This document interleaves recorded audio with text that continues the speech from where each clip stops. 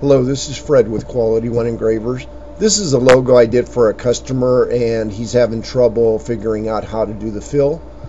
So I got the requirements from him and he wants this to be a 2-inch high logo, so I make sure that the proportional scaling is on and that's the lock closed.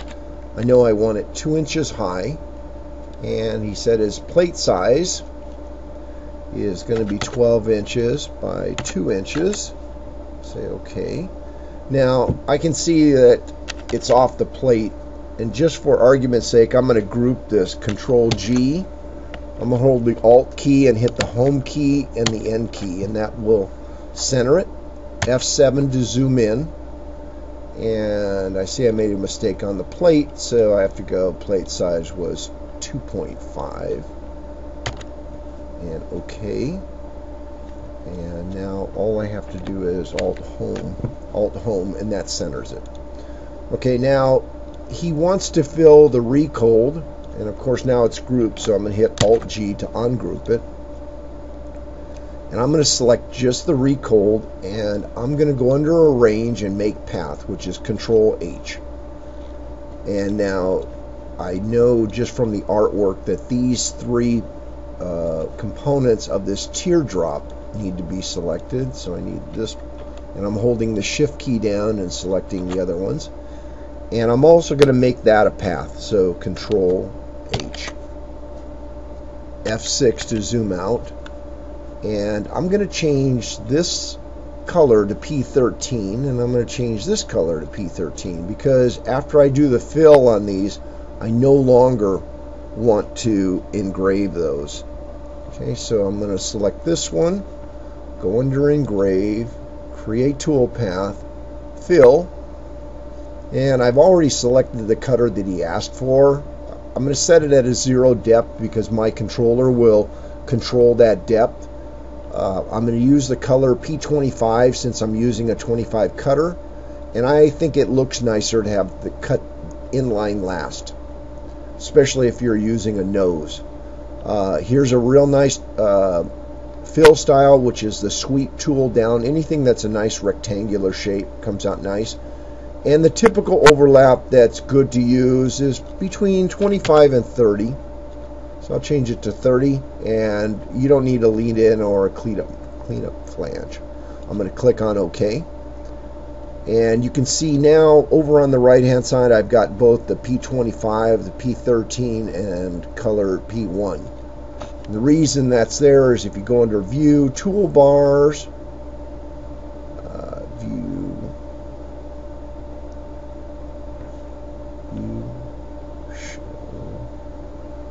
I'll have to remember where that's at, I'm sorry. Anyways, now I'm going to select the recold, go to Engrave, Create Toolpath, also do a fill, and it remembers everything I did before, so I just click on OK. Now here's kind of a thing that I do so that I keep my information. I'm going to hold the Alt key. I'm going to actually, you can just once it's selected, once you get over the center you'll see this double set of arrows, and I'm going to hold the Alt key and drag over to the left, and there's a copy of it. So if along the way I want to change anything here, I've still got all of my original all sitting over here.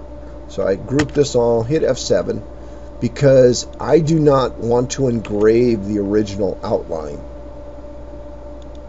Click away, and now this is what I want it to engrave. Okay. Now other things that I tend to like to do is I may take this and this item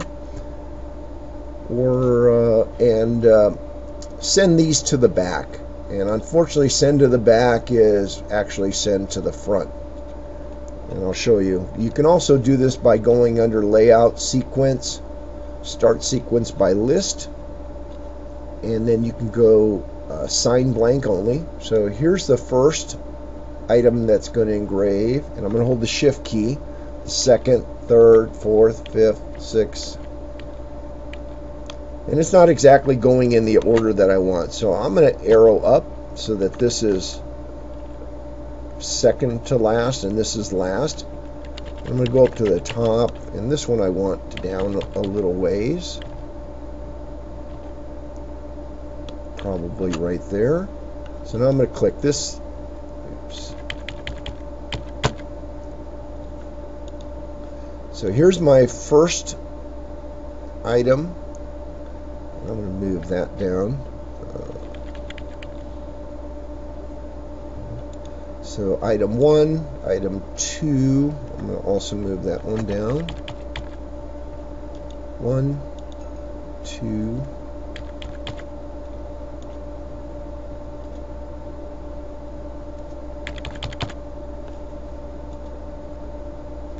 Move that one up.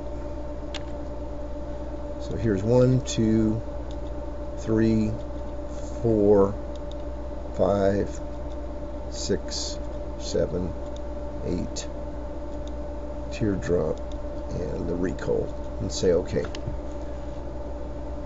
F6 to zoom out, and this is, I will sometimes even group this, Control G, so that they have to ungroup it to do any modifications to it. And there it is done.